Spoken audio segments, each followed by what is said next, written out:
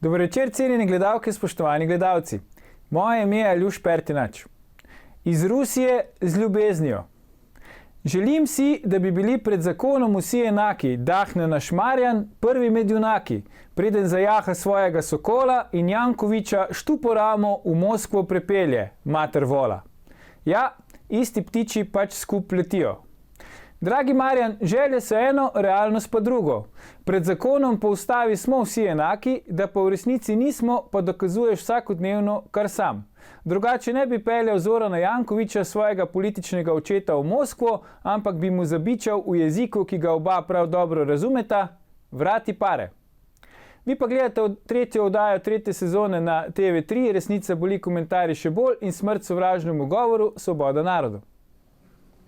Danes bomo za vas komentirali Podobnik Šarčeva poguba.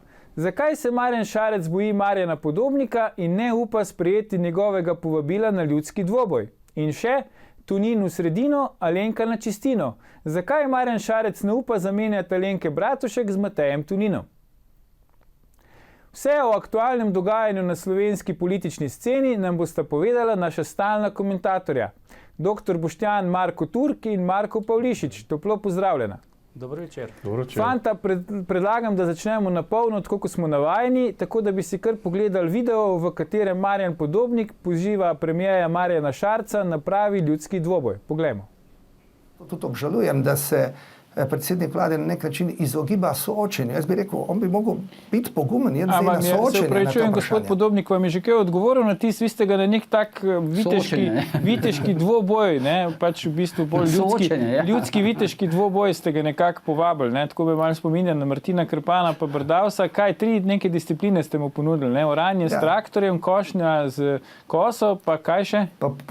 Natančno podiranje dreves. Aha, in je kaj odgovoril na ta vaš izziv? Je pobral to vašo vrženo rokavico? Ne, žal ni pobral. Mi smo naredili to ne le kot Martin Krpan, ampak veste, da v srednjem veku je bilo tako, če te nekdo užalil, ne, pa si hotel viteško odreagirati, si ga povabil na dvoboja. Ne, in ker je gospod Šarec dvakrat na srečanju zadružnikov v Portorožu in zdaj v Gornji Radgoni razlagal o tem, da je pač kmečki človek iz kmetov izhaja, ne, in ker je res grobo in žaljivo nastopil proti ljudski stranki in posredno tudi proti kmetom, se mi je zdelo prav, da naj se pokaže tudi na takem soočenju, tam, kjer nimaš za sabo ekipo PR-ovcev, pa unga pa tretjega, ampak res dajmo, če že govorimo, dajmo pokazati, kaj se. Marko, zakaj se po tvoje Marjan Šarec, ki je tak orngdec, ne, saj tako ga predstavljajo prorežimski mediji, odločen in tako naprej, zakaj se boji sprejeti to vrženo rokavico Marjana Podobnika, da bi šel z njim na ta pravi kmečki dvoboj? Zdaj, čisto roko na srce, ne, zakaj bi pa delal Marjan Šarec reklamo Marjanu Podobniku, ne? Po mojem je to en glavnih razlogov, logično, da se kot predsednik vlade ne boš ravno ukvarjal z nekom, ki ti je politični konkurent, ne, ki v bistvu ti, bo rekel, ne seže po dosegu trenutno niti do gležev, ne. Zakaj bi mu dal to dodatno reklamo? Če Marjan Šarec hoče štartati tam bolj kmečko populacijo, se lahko organizira svoje igre, si izbere neke nasprotnike, s katerimi ne bo pač lažje zmagal in bo dobil še bistveno več kapitala iz tega vidika. Boštjan, kaj ti praviš? Bi bil to tak epski dvoboj, če bi do njega prišlo, da bi ga upevali v baladah čez par sto let? Ja, jaz ne vem, če bi ga upevali v baladah, ampak v tole poslušam podiranje dreves, žaganje, tam košnja, pa še viteški dvoboj, pa še srednji vek. Ne vem, katero od Marjanov je tukaj bolj trčen. Ampak po drugi strani seveda je to, kar je kolega Pavlišič povedal, resnica. Ne? Marjan Podobnik je zdaj prišel do svojih naslednjih 5 minut slave, a ne? In kamere ga spet opazijo, ne? Zdaj ga že 20 let niso, a ne? In pač izkoristil vsako stvar, se mogoče ga bo v naslednji rundi pozval na ribolov ali pa ne vem, da gresta plet. Ne, gresta pa skup volke loviti. Ali pa da gresta skupaj volke loviti, ja. Ne? Tako da pač, ampak to je vse skupaj brezupno, ne? Mislim, ljudska stranka ima danes po današnjih javnomnenjskih raziskavah, ki so danes bile v reviji Reporter objavljene, 1,9% in to potem, ko Marjan Podobnik celo poletje dobesedno nori po slehernem kvadratnem metru slovenskih gozdov, iz njih naganja leve, medvede, levo še ne, volkove, rise, šakale, ne vem kaj vse. In to je pač brezupno, ne? Mislim, to je, predvsem pa mene pri Marjanu Podobniku v temelju mot nekaj. Ta človek je veliko več besed požaril v politiki, kot jih je dal. Zadnjo, ki je požaril, recimo, je bila, mislim, da je to en mesec nazaj, ko je najprej obljubil 500 evrov za vsakega ustreljenega volka in so se jagri že orank organizirali, ne? Se je že mala armada nastala, veste, kaj je to denarja, ne? Potem je pa to obljubo spet požaril. To je samo ena od zadnjih, to je samo zadnja požrta obljuba, ne? Recimo, eno leto nazaj je bil v koaliciji z Andrejem Čušom, se je z njim objemal, bratu, smejal, ne? In Andrej Čuš se je danes poročil, mislim, da je to reporter nekje objavil, in se ni poročil pač z Marjanom, ampak se je poročil s svojo ženo. Medtem ko Marjan se je poročil z neko drugo koalicijo, ne, ki je že zabil nož v hrbet leta 96 in bo tudi v naslednjem trenutku zabil nož v hrbet. Ampak je pa Marjan Podobnik sprovociral Marjana Šarca, da na kmetijskem sejmu v Gornji Radgoni pa je Šarec ga omenjal pa to. Ne? Kako gre to v kontekst s tem, kar ti, Marko, praviš, zakaj bi se en Šarec ukvarjal z enim Podobnikom? A se je takrat po tvoje Šarec resno ustrašil, da se mu znajo kmetje upreti, ali je bolj izgubil živce? Po pravici povedano, ne vem, kaj je bilo takrat. Jaz se spomnim, da je gospod Podobnik napovedal nek hud štrajk, oziroma 1200 kosov gradbene mehanizacije. Da bo miniral to glavni kmetijski dogodek v Sloveniji. In potem mu to zgleda ni uspelo, ne? In ja, Šarec je verjetno moral obregniti to, ker je s tem tudi nenazadnje sam kapitaliziral to zmago, ne? S tem je poudaril, da je nekako močnejši, da očitno se je uspel zmeniti bolje kot gospod Podobnik, sam za kmeti, ne? In logično, da se je s tem malo pohvalil. Nenazadnje gospod Podobnik je bil nekoč zelo uspešen predsednik Slovenske ljudske stranke, imeli so veliko glasov, še vedno se ga verjetno drži nekaj tega slovesa, ne? Tako da ta zmaga ni ravno tako zanemarljiva. No, tukaj zdaj vidimo, kako se oba ogrevata za ta spopad, če bo do njega prišla. Ne? Mislim, žal to največ pove recimo v slovenski politiki ta trenutek. Ne? Tale slika, misliš, fotografija. Ja, se bi kar strinjal. Ja. Boštjan, ko si že omenil rejtinge SLS, ne boš verjel, ampak Marjan Podobnik, ko je pretekli teden gostoval v naši vdaji, je za nizke rejtinge SLS posredno obtožil tudi tebe, pa predlagam, da si pogledamo ta izsek iz njegovega intervjuja. No. Ampak, gledajte, jaz obžalujem, ker on praktično na številne pozive, gremo na soočenje, dajmo to razčistiti, enkrat smo bili pač tukaj na vaši televiziji, zelo žaljivo je to, kar piše, laže, kupa steče, kot se pravi. To je neverjetno in meni so ljudje rekli, ne se z njim ukvarjati, ker je kot, ne vem, rabi, da mu odgovarjaš za to, da potem ponovno te laži širi. Zato tudi sam zelo redko odgovarjam. Obžalujem pa, da ga ugledni posamezniki, recimo kot je bil doktor Mlakar, ki ga je vabil na Škofijsko gimnazijo kot primer, kako se reče, raziskovalnega novinarja. Poglejte, če bo kdo preprečil ali pa res naredil škodo, zato da ne bi moglo priti do politične spremembe v Sloveniji, bodo taki ljudje, kot je gospod Turk. Evo, Boštjan, zdaj ne vem, je to bil kompliment ali grožnja, ampak če smo prav razumeli gospoda Podobnika, malo da ne ti osebno stojiš pred uspehom, ponovnim uspehom slovenske pomladi na volitvah. Kako je zdaj? Ne, so mi kar solze prišle, tu sem se nasmejal, velik sem to gledal, to je čist, se tega sploh ne morem komentirati, ker to je popolna laž, torej on se vedno obregne, recimo v Reporterju, zato karkoli jaz napišem, je že en demanti, zadnjič je brat njegov se razburil, prisegel na ne vem kaj vse in to, ampak to, kar Marjan Podobnik dela, to so same čiste laži, ne. Mislim, on je, ko so bila z Bojanom Požarjem v oddaji, pa z njima, ne, jaz sem se vedno soočil z njim, se ga spremljam, se skozi soočam, kako vam prav, da se nisem soočil, samo enkrat. In takrat je v oddaji... Mogoče nista se soočila v tem na natančnem podiranju dreves, mogoče samo to šteje. Ne, ampak takrat se spominjam zelo natančno, da je rekel, to Bojan Požar lahko potrdi, da bo stranka, dobro je, da smo padli iz parlamenta, dobro, da smo mehni, dobro, da se nismo prevzeli, kajti tako bomo lahko rasli in bomo imeli 20%. To je v vašem filmskem traku zagotovo. Ne? Ampak potem si se pa ti pojavil in si rekel samo preko mojega trupla. Ali kako? Ja, pa jaz ne vem, jaz upravljam svoje pošteno delo. Jaz sem političen komentator in komentiram politiko. In politik se nismo v Titovem času, ko politikov nisi smel komentirati. Jaz upravljam svoje delo. In drugo, kako me žali Marjan Podobnik, oprostite, jaz vsako svojo knjigo, ki jo izdam, prodam v tam nekje 1000 izvodov, ob tem, da je popolna ignoranca tako imenovanih mainstream medijev. Pa so knjige znanstvene monografije in strokovne. To ni doktor romana, ne? Ampak jaz imam svojo publiko, ljudje meni verjame, ljudje moje knjige kupujejo in to. In kaj Marjan Podobnik govori? To je vse skupaj za lase privlečeno. Se tudi je lagal, da sem jaz, moja užaljenost izhaja iz tega, da sem pogovoril, ko sem kandidiral na kongresu za predsednika SLS.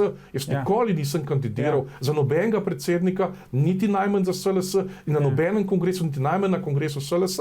Kdo zdaj laže, Marko? Kdo zdaj laže? Boštjan ali Marjan Podobnik? Oprostite, Marjanu Podobniku so do zdaj dokazali toliko enih javnih laži, neresnic. No, zadnja je ta, da bo blokiral s kmetijsko mehanizacijo sejem, pa ga ni. Tudi to besedo je požaril, pa bi lahko. Sam 5 traktorjev bi pripeljal pred vhod, pa bi vse kamere bile pa to, ne? In meni pa ni v 25 letih, odkar pišem, odkar sem navzoč, mi ni še nihče dokazal, tu Turk si se pa zlagal. To pa ni res. Ni.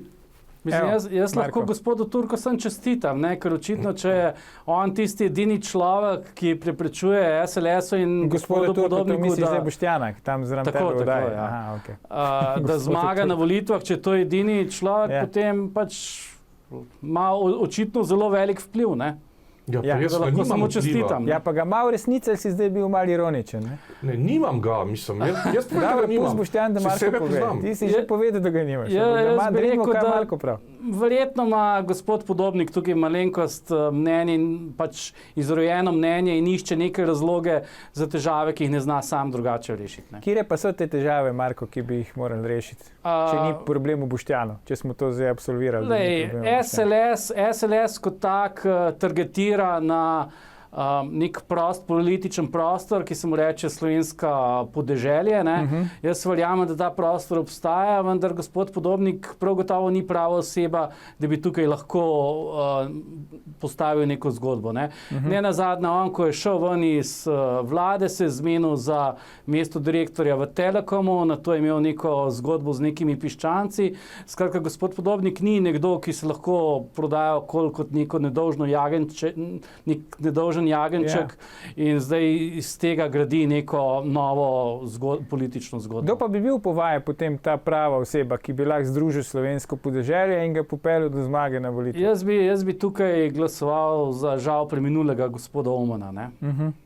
Boštjan? Ja, jaz bi rekel, torej seveda se strinjam z kolegom, absolutno, samo Omana ni več in tudi je bil... Če lahko koga predlagate, ki ni pokojni. Kako je tale fant Jelševar, ki je podpredsednik... Primož Jelševar. Je? Samo on je neznan širši javnosti. Ja, ampak on je podpredsednik stranke, jaz sem ga spoznal, tudi ko sem bil v Trebnem, sem predstavljal svojo knjigo. A ni bil on predsednik celo vmes stranke? Mislim, da je bil nekaj časa, ampak to je fant, ki ima izredno zdrave nazore, ki je tudi fotogeničen, medijsko všečen, samo zato, ker gre pač veste, to je pa pač oblast, ne. Marjan Podobnik še ena hujša zadeva je, ne. On ima to Matejo Jagodič na Betonovi 4 sedi v tem tistem zadnjem prostoru, kjer kadi, ki so vse poznava, ne. In ona je to stalno klicar in lobira, vse te odbornike lobirajo in to je, če bi bilo to v ljudski stranki demokratično in pravilno, bi pač predsednik res je Marjan Podobnik leta 96 ljudsko stranko postavil, mislim, ampak jo je tudi potopil. Lahko, Marko, prosim te v 1 minuti, preden si vzamemo premor, kaj nam pove to v stranki, ki izključi človeka, pa ga pa kasneje nazaj vzame in ga izvoli za predsednika?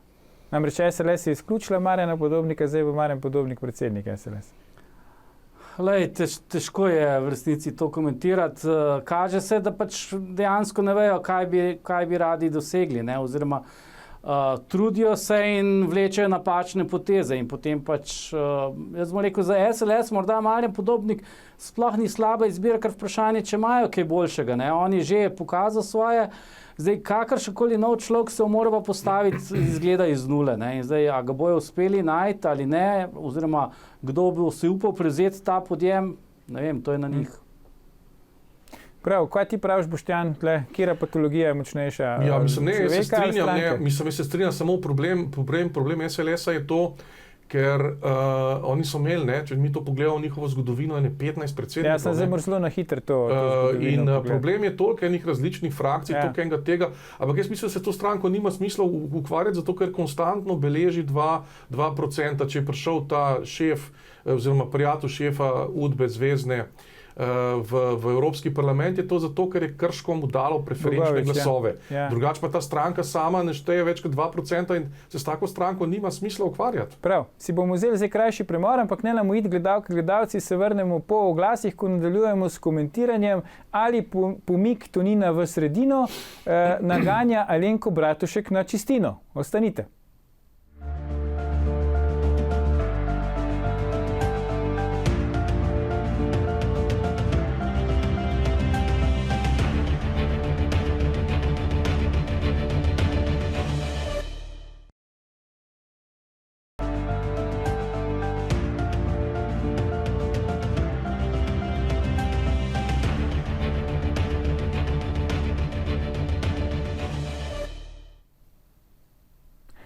Ponovno pozdravljeni. Z nami sta še vedno dr. Boštjan Marko Turk in Marko Pavlišič. V drugem delu oddaje pa se bomo pogovarjali, ali premik Tonina v sredino naganja Alenko Bratušek na čistino. Zdaj, fantja, kako vidva komentirate ta poletni premik NSI-ja v sredino? Ne? A je to neko politično podjetje, ki po vajenem mnenju lahko uspe ali bo bolj kratkega daha? Zdaj, morda glede na to, koliko časa so rojevali tega otroka, ne, ker jaz mislim, da je ta ideja, da bi oni šli bolj v sredino ali pa recimo v bolj neko liberalno smer, je prisotna vsaj kakšnih 4-5 let. Ne. In zdaj so končno to nekako izdavili in morda šli naprej. Zdaj, tukaj imajo eno zelo veliko težavo. Ne. Oni imajo neko svoje obstoječe volilce in svoje obstoječe člane.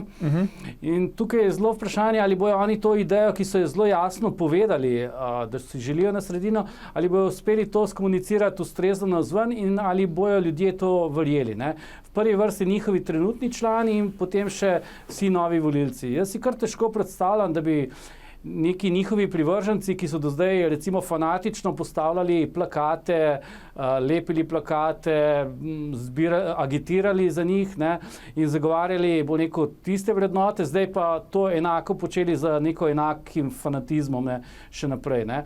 Oni že lahko govorijo, lahko imajo najboljši program, vprašanje pa, če ga bojo živeli in ljudje bojo to prepoznali. Ne. Če ne bojo to res verjeli, kar delajo, potem se pač to ne bo prijelo. Ne. Jaz jim želim pri tem vso srečo. Na zadnjih volitvah so bili tudi moja volilna izbira. Bomo pa videli, če se jim bo ta podjem izplačal. Ok, Boštjan? Ja, moja volilna izbira so pa bili Hočem reči, krščanska demokracija, ne, ima zdaj ta krščanska demokracija, ki želi na sredino, ima zdaj mislim, da tretjino tistih glasov, če ne manj. Ne, oni imajo tam 50,000 glasov. Krščanska demokracija, se pravi, ko se je to začelo, ne, je imela pa 170-150 tisoč glasov, 15%, 17%. In potem pa zaradi seveda politike vodstva tle Peterle igral ključno, bi rekel, vlogo, ne. Je to stranko uničil. Ampak Peterleta ni več, ne? Ne, jaz si govorim zdaj v 20-letnem prerezu, če želim napraviti analizo Nove Slovenije. Zdaj Nova Slovenija je ostala tam na tistih ta zadnjih. Kdo je bil ta ledena gora, Boštjan, Peterle po tvoje? Ja, Peterle je imel daleč najdaljši staž predsednika te stranke. Peterle je to stranko pripeljal v združitev, iz katere se ni več pobrala, zato ker je ostala v SLS-u, potem je Peterle ustanovil Novo Slovenijo in tako. In že Nova Slovenija je imela v začetku, v štartu je imela polovico manj glasov kot pa krščanska demokracija v 90-ih. In to so nepovratni procesi. Svet se je spremenil, delno so ljudje tudi umrli, ampak delno predvsem je pa v tem času ogromno število ljudi začelo abstinirati, kajti če imaš ti za alternativo, boš volil Podobnika ali pa Peterleta in toliko ljudi, ki so jih ti trije razočarali, ne bo šlo na volitve in volilna abstinenca najhuje tepe desnico. In kaj zdaj tukaj narediti? Jaz mislim, da NSI, da to ni pametno, zato ker utegne to tisto najbolj zvesto volilno telo, ki še ostaja, to narobe razumeti. Novih volivcev pa stari obrazi ne bojo dobili, to ni konec koncev star obraz, se je na sceni, se ni nekega novega predsednika, ki bi šel na sredino, oziroma sam dobro ne razumem, zakaj mora sploh demokrščanska stranka se uvrščati na sredino, kajti sredina je laična, to je pač pogoj in je to neko protislovje. Ja, sploh v Sloveniji. V Sloveniji si jaz tudi težko predstavljam, da je bila lahko neka krščansko-demokratska stranka se razglasila za Slovenijo. Mislim, lahko se razglasi, sem tega bo rekel in noben ne bo verjel, ker mi pač enostavno nismo Nemčija, kjer CDU je dejansko sredinska stranka in recimo, jaz si ne predstavljam, da bi v Sloveniji predsednik vlade recimo prisegel na Svetem pismu. Pa ne bom rekel, da je bilo to karkoli narobe. Mislim, da je bilo to celo prav, če pač on iskreno verjame v to, je prav, da priseže na tem, kar mu nekaj pomeni. Ampak v Sloveniji bi bilo to sprejeto kot neka zelo radikalna poteza. Prej bo prisegel v Dražgošah, se strinjam s tabo. Ampak zdaj, ko je takole poslušam, bi človek rekel, da mogoče Mateju Toninu manjka modrostni zob, ampak videli smo, da mu manjka trojka. Pa bi se zdaj pogledali to fotografijo, tle se je fotografiral iz solidarnosti, saj tako sta zapisala, z Matjažem pač Nemcem, podpredsednikom SD-a in tako naprej. Zdaj, to vrstne fotografije Tonina po vajnem brez zob, z Matjažem Nemcem brez zob, lahko pritegnejo nove volivce, ali so bolj nevarnost, da bi pregnale še tiste obstoječe volivce? Marko, ti recimo, kot si rekel, da si na prejšnjih volitvah glasoval v NSI, a te ta fotografija zdaj motivira, da bi še glasoval za NSI, ali te demotivira? Po točko 1, to je dobra fora. Po točko 2 mislim, da ni primerna zadeva za politično fotografijo. Sploh pa za izbranim partnerjem. Ja, pa ni dobra fora. Mislim, fora je že dobra, sem odvisno za kak namen. Jaz vidim drug problem. Izvoli. Torej, jaz, če bi mi dal Matjaž Nemec ali kdorkoli 10.000 evrov, 100.000 evrov ali 1 evro, se ne bi šel z njim fotografirati. Matjaž Nemec ima svojo zgodovino, ki gre od hita. Če sem jaz samo na Požar reportu sredotočen, da so se tam tepli neki doma in tako naprej, meni to asociira, da je oči malo oče, kaj mu spet zobe razbil, to, kar to gledam. Če bi se Tonin fotografiral s Pahorjem, če bi se fotografiral recimo, ne vem... Kaj, Židanom? Ne, Židanje pač. S kom bi se sploh lahko fotografiral? Recimo, bi se fotografiral, sem jaz Tonin, bi se fotografiral s Pahorjem plus naprej, s kom na mednarodni politični sceni. Pa bi se Pahor fotografiral z njim? Ja, to je pa vprašanje, če bi se Pahor fotografiral. Tega pa ne vem, rad se fotografira. Ampak tega ne vemo. Vsekakor se pa jaz ne bi na Toninovem mestu fotografiral z Matjažem Nemcem preprosto zaradi asociacij, ki jih njegovo ime zbuja. A ni bilo še nekaj, da si je celo magisterij izmislil ali nekaj, sem to bral, da nekaj tudi tam ni jasno. Veliko stvari je bilo, ampak mene je bolj zanimalo, a to je zdaj del tega premika v sredino, a je to ta prava pot v sredino ali kako drugače do te sredine. Ker ko je bil Matej Tonin gost v oddaji, pač nismo uspeli zvleči iz njega, katera programska stališča bodo recimo spremenili, rekli pa so, da bodo program prilagodili temu, da so sredinska stranka. Kaj po vajenem mnenju bojo spremenili v programu, da bojo sredinska stranka? Ko sem rekel, da krščanska stranka pa sredina nekako ne gre skupaj, to je lepo tudi gospod Šarec demonstrira. On jasno pove, da bere berilo v cerkvi, ampak hkrati to mora nekako... cerkvi, Marko. V mrzli cerkvi bere berilo. To topli lahko vsi, v mrzli pa sam nekateri. Ampak hkrati mora to neutralizirati s tem, da gre na partizansko proslavo. In verjetno je tudi gospod Tonin moral to pač svoje krščanstvo nekako neutralizirati s tem, da se z gospodom Nemcem tukaj slika. Zdaj, glede programa, Dajmo biti pošteni, ne? Koliko ljudi pa dejansko bere program neke stranke? No, ne vem. Program je za politično stranko nekaj, kar mora imeti, ampak dejansko je v resnici precej nepomemben. Ne? Program pa po drugi strani mora biti tudi nekaj, kar moraš uspeti prodati volilcem. Ne? In recimo jaz močno podpiram to idejo o konkurenci med zdravstvenimi zavarovalnicami, vendar ne verjamem, da se to da slovenskim volilcem v tem trenutku prodati. To bo verjetno dolg proces, ki bo trajal desetletja ali še več. Ne? In vprašanje, če bo na kratek rok, se pravi do naslednjih volitev, to NSI karkoli pomagalo. Kaj pa recimo ta vloga našega kolega, tudi sicer stalnega komentatorja oddaje Sebastjana Jeretiča, pač NSI je javno priznala tudi v naši oddaji, da je on njihov posebni politični svetovalec pri tem vprašanju, a to njim lahko koristi ali škodi, da nekoga, ki je bil do zdaj v percepciji večine ljudi tesno povezan s stranko Socialnimi demokrati, da ga zdaj tako javno predstavljajo kot svojega glavnega svetovalca? Ja, Sebastjan Jeretič je torej stalni komentator na Faktorju, hkrati je pa tudi v Reporterju, mislim, da ima danes intervju in je povedal, da je mene presenetilo to, s koliko ljudmi je on vse že sodeloval v teh političnih kampanjah, s tem, da je povedal, glejte, jaz to za tisto, kar je po ERR-ju vam povem, za tisto, kar je pa zunaj ERR-a, tega je pa ogromno, pa ne povem. No, ampak za NSI je recimo povedal, se jim to lahko koristi, da so to javno povedali, ali jim lahko škodi, ali vseeno? Jaz mislim, da Sebastjan Jeretič seveda ni isto kot Nemec, ne? To ni isto. Ne?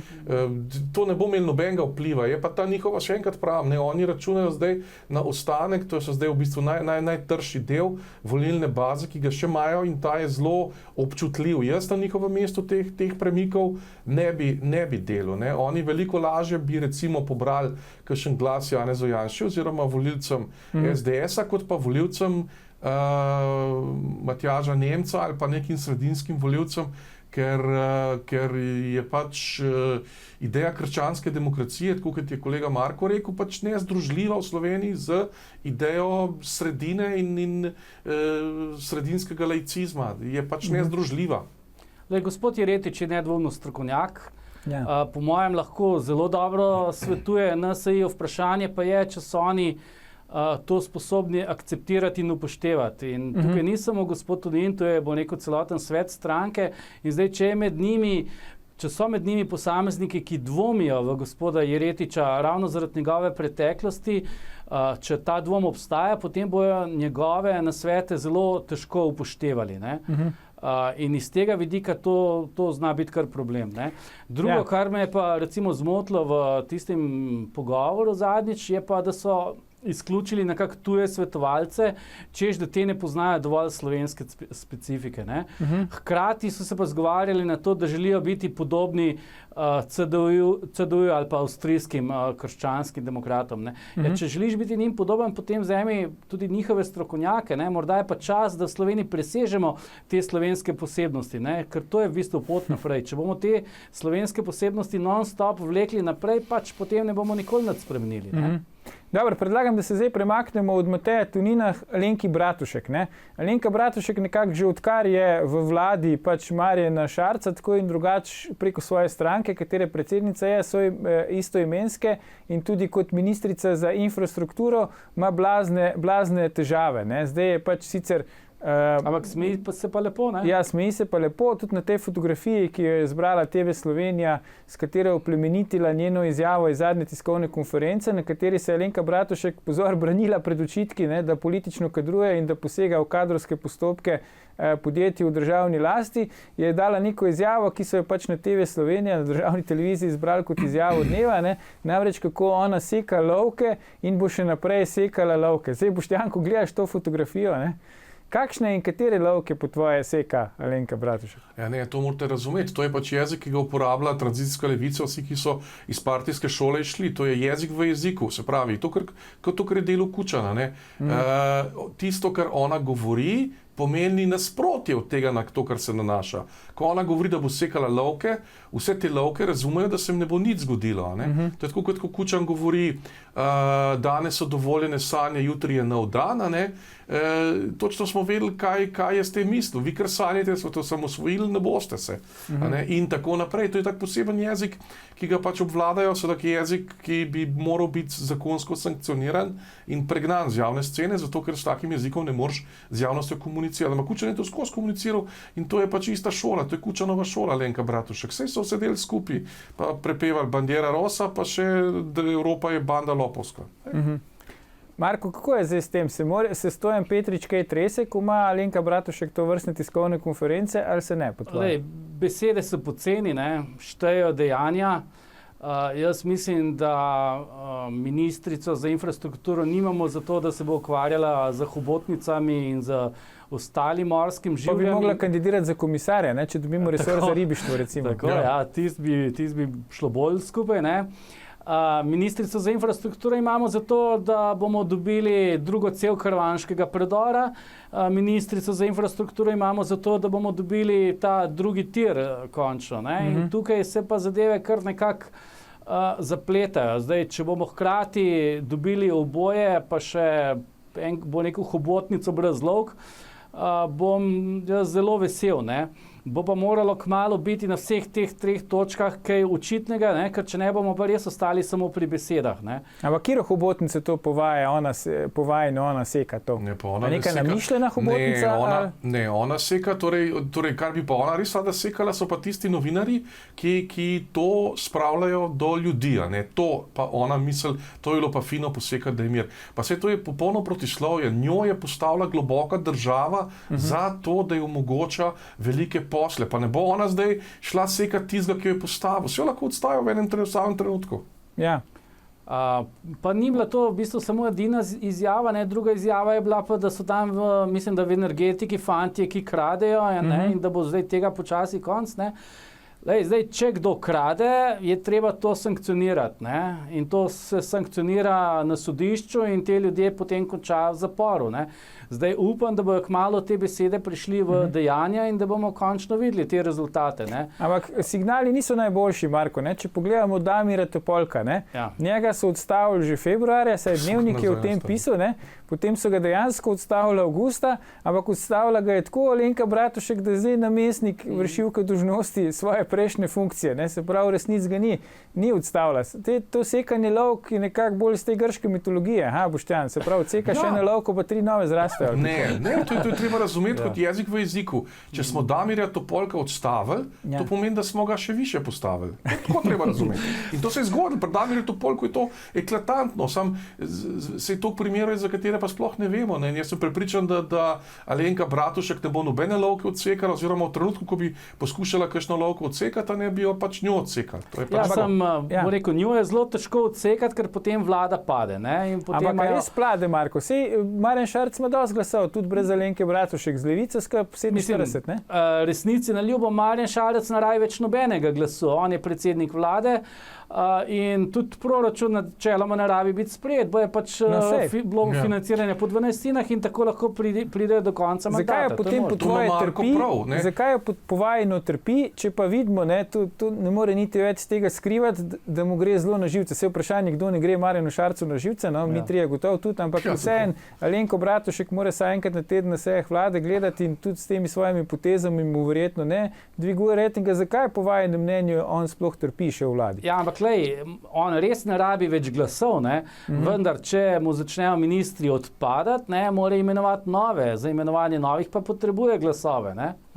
Njega recimo, Marko, to sem mislil, njega lahko seveda zrušijo samo s konstruktivno nezaupnico. Konstruktivna nezaupnica pa predstavlja absolutno večino, se pravi kvalificirano in te za zrušiti Marjana Šarca nimajo, pa tudi vprašanje, če bi poslanci, katerikoli poslanci te koalicije sedanje prispevali svoj glas, kajti za nekaj strank, to pa je prva stranka Alenke Bratušek, Desus, pa mogoče še kakšna se ve, pa Cerarjeva, da jih ne bo več v naslednjem parlamentu.